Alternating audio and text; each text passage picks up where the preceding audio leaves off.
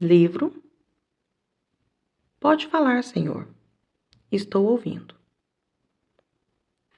Capítulo 17. Não abandone o navio. Cerca de 2 meses depois que eu e Dar nos mudamos para o hotel em Kona, fiz uma viagem onde tive a oportunidade de conversar com Dom Stevens. Loren, disse ele, será que Deus não está remexendo outra vez em nosso ideal a respeito do navio? Minha reação foi imediata. Ah, não, resmunguei para mim mesmo. Outro navio? Isso implicaria em que nos ocuparíamos de 2 projetos de grande porte, ao mesmo tempo: a universidade e o navio. Mas Dom não escutou meus resmungos e continuou a descrever um navio que vira em Veneza, na Itália. O nome dele é Victoria, disse, com os olhos brilhando de entusiasmo. Já levei algumas pessoas do nosso staff da Europa para vê-lo, embora nem saiba direito por que eu fiz. É um navio velho, bem grande, e não tem eletricidade. O gerador não está funcionando. É um enorme barco de passageiros, com 11.000 toneladas de peso, parado, no mar. E sabe de uma coisa, Loren? Continuou ele, animado. Poderíamos adquiri-lo por quase nada, devido ao seu mau estado. É lógico que teríamos que fazer muitos reparos, mas a gente poderia dar conta disso, não acha? Tenho que confessar que não disse nada. Bom, concluiu Dom, meio desajeitado pela minha falta de reação. É que o Victoria tem uma característica muito especial. E apenas para dizer alguma coisa, perguntei. De que cor é o navio, Dom? Branco, replicou ele. Senti meu coração dar um salto. Era a primeira vez que isso acontecia desde que começáramos a conversar. O navio que nos aparecera na visão, naquela noite de oração em Caneore, era branco. Alguns meses depois, um homem veio à Ilha Grande, à minha procura. Indagando daqui e dali, conseguiu descobrir onde morávamos. Ali estava ele, em meu escritório no hotel, contemplando lá fora a vegetação tropical, agora bem aparada e arrumada. Meu nome é Paul Ainsworth. Sou de Toronto. Ele estava se remexendo meio inquieto na cadeira de lona. Sorri, tentando deixá-lo mais à vontade. Para falar a verdade, senhor, continuou Paul, não sei ao certo por que estou aqui. A não ser que tive uma experiência muito estranha e pode ser que o senhor também esteja envolvido nela. Sabe o que é? Bom, é que eu tive uma visão. Aí comecei a ficar interessado. E o Sr. Paul continuou ainda meio hesitante. Contou que alguns dias antes estava numa reunião de oração em Toronto. De repente, surgiu à sua frente um mapa do Pacífico Sul e um imenso navio branco perpassava a visão. Parecia que a embarcação partia das Ilhas Havaianas em direção ao sul. Aí fiquei muito interessado. Eu lia claramente os nomes das ilhas, disse Paul. Uma pessoa que estava na reunião pegou um atlas e procurou o nome das ilhas. Ia seguindo direitinho a rota que eu descrevia na visão. Tudo estava certinho. Àquela altura, eu já estava sentado na ponta da cadeira. E o que ele disse depois me fez arrepiar. E onde o navio passava, naquela rota do Pacífico, brotava um avivamento, explicou ele. Milhares e milhares de pessoas das ilhas receberam a Jesus. E depois, elas próprias se tornaram pregadoras do Evangelho. E essas pessoas foram pregar pelo Sudoeste Asiático, entraram pela Índia e até pela China. Milhões de pessoas conheceram o Senhor Jesus. A visão tinha durado 2 horas, explicou Paul Ainsworth. Mas alguns dos detalhes que ele expôs não se encaixavam com o nosso ministério. Em seguida, ele havia perguntado a Deus: "O que queres que eu faça, Senhor?" E Deus lhe dissera: "Vá ao Havaí." Ele não conhecia ninguém ali, mas obediente a Deus, fez os preparativos para a viagem. Antes de partir, seu amigo entregou-lhe um pedaço de papel e disse: "Este homem aí talvez possa ajudá-lo. Ele mora no Havaí." Paul abriu o papel quando já estava no avião. Nele só estava escrito uma coisa: Lauren Cunningham. Eu quase não queria acreditar no que ele me contava. Mas Paul estava me fitando atentamente, sem dúvida alguma, esperando que eu dissesse algo que confirmasse tudo o que dissera. Sentia-me a ponto de chorar, mas fui até onde estava o quadrinho que minha mãe me dera, peguei-o e mostrei-o a ele. Em seguida, tive a incomum satisfação de contar toda a nossa história àquele homem obediente a Deus. Nós dois nos pusemos a rir de nervosismo, como eu já vira muitos polinésios rirem. Tudo estava acontecendo muito depressa e de maneira grandiosa, e aquela série de surpresas ainda não estava concluída. Após a visita de Paul, Darlene recebeu uma carta de uma velha amiga que orava muito pela Jocum. E ela dizia o seguinte: "Deus me revelou que você e Lauren vão ter filhos gêmeos." E claro que isso não é literalmente. Acredito que sejam ministérios gêmeos. Um é o navio, o outro não tenho certeza do que é. De todas as partes nos vinham mensagens com a ideia de gêmeos. Algumas delas não poderiam ser consideradas como orientação divina, mas era bom pensar nelas. Minha lembrança voltou a alguns meses antes, quando Jimmy e Janice, após 11 anos de casamento, receberam os primeiros filhos.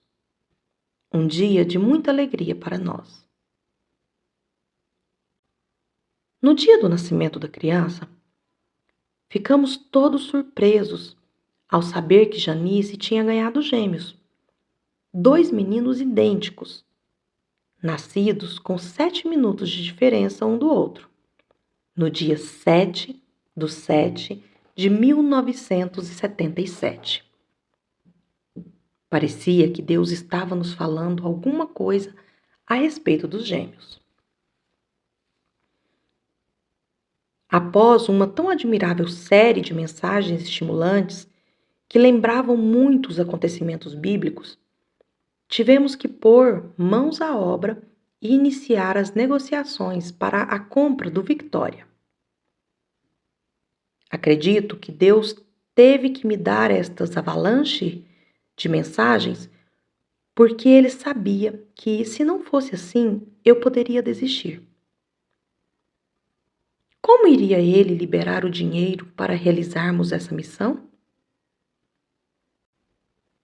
E 3 meses depois, que eu e Dom tivemos a primeira conversa sobre o Victoria, resolvemos começar as negociações com respeito a ele.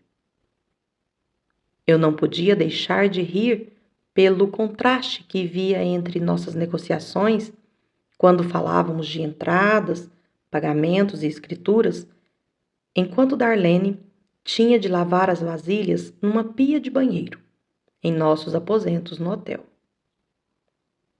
Dom enviou-me uma fotografia do navio, bem como uma planta dele. Mas tenho que admitir que, depois de toda aquela experiência com o Maori, guardei o desenho numa gaveta. Um mês depois, em abril de 1978, fui para Veneza, a fim de encontrar-me ali com Dom Stevens. Essa visita tinha 2 objetivos. 400 dos nossos jovens missionários estavam reunidos nessa cidade para pregar o Evangelho de Jesus nas ruas. Estavam alojados num acampamento nos arredores da cidade. Mas, naturalmente, meu maior interesse em Veneza era pelo fato de estar ancorado ali o Victoria. Dom foi me apanhar no aeroporto e, enquanto rodávamos para o nosso destino, relatava-me o andamento das negociações. Os proprietários estavam examinando nossa proposta, que havíamos apresentado um mês antes, e tinham até entrado com pedido de aprovação governamental para o caso de fecharem o negócio. A princípio, não nos levaram muito a sério, explicou Dom, enquanto serpeávamos em meio ao tráfego. Eu dou razão a eles. Éramos tão ignorantes nesta questão de navios que tivemos de perguntar a eles quais eram as perguntas que faríamos. Ficamos também meio sem jeito de dar nosso endereço, aos cuidados de um acampamento. Rodamos pela passarela que liga Veneza ao continente e depois paramos no acostamento. Dom indicou um ponto entre os muitos guindastes que pontilhavam o porto. Lá está ele. Apesar de tudo, meu coração começou a bater mais forte. Lá estava ele, com a grande chaminé pintada em preto e laranja. E aquele símbolo impresso na chaminé, explicava Dom, é o leão de São Marcos, o evangelista, que é patrono de Veneza. Muito interessante, não é? Não sei se Dom compreendeu bem a minha relutância em ir ver o navio, mas o fato é que não estava com vontade de subir a ele naquele momento. O problema é que eu poderia ficar empolgado demais. Depois da experiência que tivemos com o Maori, não queria de modo algum exaltar excessivamente outro objeto de metal. Contudo, estava disposto a deixar que Deus operasse através de Dom e dos outros homens. E para mim, tudo era uma questão de saber manter o equilíbrio entre a atitude de cautela espiritual que eu adquirira por causa do Maori e a de estímulo que obtivera ao ouvir Paul falar de sua visão. Então, dei todo o apoio a Dom, para que seguisse em frente com as negociações. Ele expôs seu ponto de vista de que encetávamos uma tarefa gigantesca e eu só pude replicar o seguinte: Dom, façamos o seguinte. Vamos dividir a coisa toda em pequenas parcelas para podermos manejá-la melhor. Deus espera que demos só um passo de cada vez. Voltei para casa com uma mistura de empolgamento e apreensão. E ali, eu e Darlene ficamos sempre fazendo a mesma pergunta. És tu mesmo, Senhor?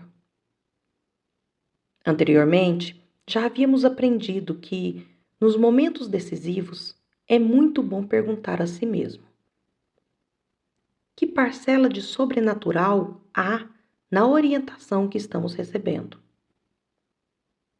Não estávamos pedindo sinais nem buscando coisas espetaculares, Mas o fato é que estavam ocorrendo sinais e coincidências espetaculares, um após outro. E parecia-nos imaturidade espiritual não dar atenção a eles. Deus, provavelmente, estava nos dizendo: este é o caminho, andai nele. Então, Dom prosseguiu com as negociações. Um mês depois, ele me ligou de Veneza todo entusiasmado. Os proprietários do navio tinham aceitado nossa oferta e as autoridades do governo haviam concordado com a transação.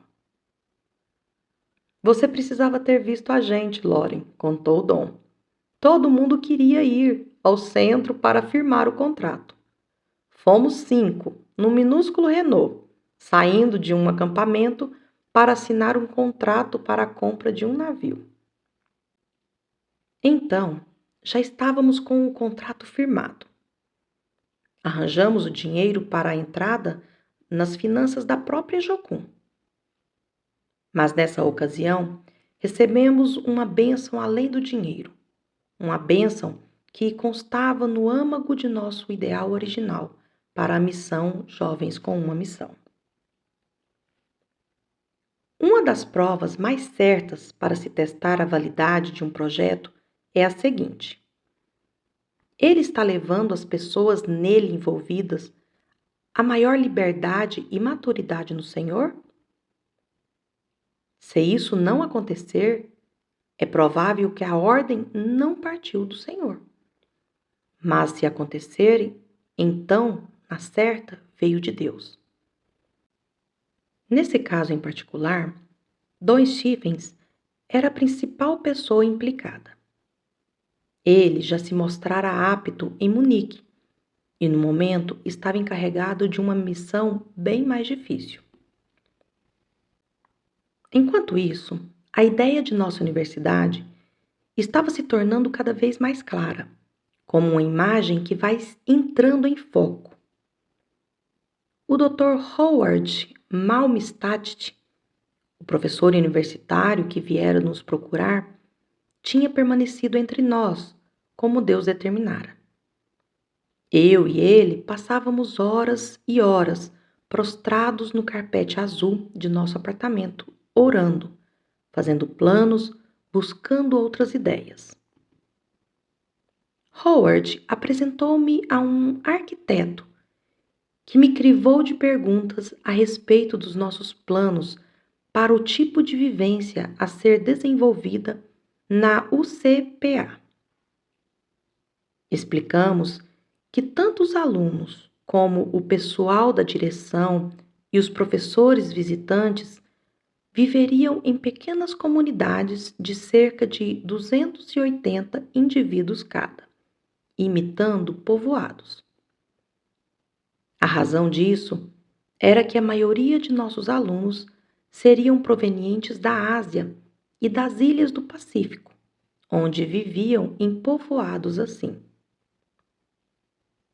Falamos-lhe acerca das faculdades que estavam se formando a partir de elementos influenciadores do pensamento, trabalhando em áreas que dão forma à sociedade e à cultura. Nosso campus tinha que ser projetado de modo a estimular a formação de um ambiente em que se aprendesse numa situação prática, dentro das faculdades. Nosso arquiteto sentiu-se empolgado com o desafio que lhe apresentávamos. Voltou para o continente e logo se pôs a trabalhar na preparação do projeto, oferecendo-o a nós como uma contribuição sua, um serviço feito por amor à obra. Eu me preocupei muito com a dimensão dos 2 compromissos que se achavam diante de nós. Uma das preocupações era com as finanças, mas esta não era a principal. Em nossas experiências de relacionamento com Deus, nessa área de recebimento das suas orientações, havíamos descoberto um aspecto bastante perigoso, A obra do Senhor é tão grandiosa, tão maravilhosa, que muitas vezes existe o risco de se associar a ela a ideia de glória, em vez de se dar toda a glória ao Senhor. Já tínhamos cometido esse erro em relação ao Maori e não queríamos cometê-lo novamente. Mas estávamos descobrindo uma outra faceta de perigo. Quando Deus determina que assumamos determinado risco, Ele também está se arriscando. Se tivermos atitudes erradas, podemos terminar não apenas roubando-lhe a glória, mas também o primeiro lugar, que por direito lhe cabe. E eu, quase sem o perceber, estava prestes a entrar nessa outra zona de perigo. Desde as Olimpíadas de Munique, tínhamos procurado estar presentes em todos os grandes eventos esportivos mundiais. Esses eventos constituíam miniaturas do mundo, que muitas vezes nos forneciam a oportunidade de atingirmos pessoas de países fechados para o Evangelho. Um desses eventos era a Copa do Mundo de futebol, a realizar-se na Argentina, em junho de 1978, com a duração de 1 mês e que iria iniciar-se daí a 2 meses. Tomei as providências necessárias para ali comparecer, certo de que Deus desejava que fosse lá. Mas pouco antes do dia em que deveria viajar para a Argentina, um amigo telefonou-me do continente. Lauren, tenho uma notícia sensacional para você. Estou sabendo de um corretor de imóveis que deseja doar muito dinheiro para a construção de uma universidade evangélica. Falou ele todo animado. Ele gostaria de conversar com você. Está em Denver. Essa ajuda poderia antecipar a realização de nosso projeto. Eu atrasaria um pouco minha chegada na Copa do Mundo, talvez. Mas, por outro lado, vou dar um jeito e farei uma visita a ele a caminho da Argentina. Respondi, tentando manter a voz controlada. Então, no dia em que eu deveria estar voando para Buenos Aires, fui para Denver. Com alguns adiamentos e atrasos, afinal, cheguei na Argentina, quando já tinham sido jogados 2/3 da competição. Reuni-me com as equipes e tentei compensar o atraso com entusiasmo redobrado. Mas a reação dos jovens, educada e respeitosa, era semelhante à de um garoto que estivesse participando do jogo final de um campeonato, mas cujo pai só chegara no campo nos 15 minutos finais, pois encontrava-se numa reunião importante. A disposição da liderança também era preocupante. Expliquei-lhes onde tinha estado, mas ninguém pareceu ficar muito entusiasmado. Era este o evento a que eu teria de comparecer, e embora ninguém tivesse dito nada diretamente, reconheci que tinha que repensar algumas coisas. Naquela noite, bem tarde da noite, no quarto que me fora designado, estávamos alojados em uma escola, em número de 700 pessoas. Pus-me a pensar nos aspectos da orientação divina implicados naquela experiência. Não tinha nenhuma dúvida de que a universidade era um sonho muito querido para Deus. Ela seria uma nova forma de se mandar ondas de jovens missionários para novos campos. Os centros de comunicação que moldam a mente de nossa sociedade. Mas o Maori também fora um instrumento muito caro ao coração de Deus. Eu ainda cria nisso. E, no entanto, ele deixara o navio morrer, porque estava se tornando uma coisa gloriosa em si mesma. Já com a universidade, o primeiro lugar que Deus exige de nós for ameaçado, de um modo ainda mais sério. Ele me ordenara que fôssemos para a Argentina. Eu recebera a orientação de modo bem claro, mas acabei desviando-me para sair atrás de dinheiro. Foi a primeira vez que desejei que houvesse em minha casa um quadrinho com os dizeres: a ordem do guia tem o primeiro lugar em nosso relacionamento com ele. O objetivo principal da orientação divina é levar-nos a um relacionamento mais íntimo com Jesus. Todos os outros objetivos devem ser secundários em relação a este. Temos que ser muito vigilantes quando Deus está nos guiando com relação a algum instrumento, como, por exemplo, um navio ou uma universidade. Essas coisas nada têm de errado em si mesmas, mas a tragédia ocorre quando estes instrumentos se tornam mais importantes que o Senhor.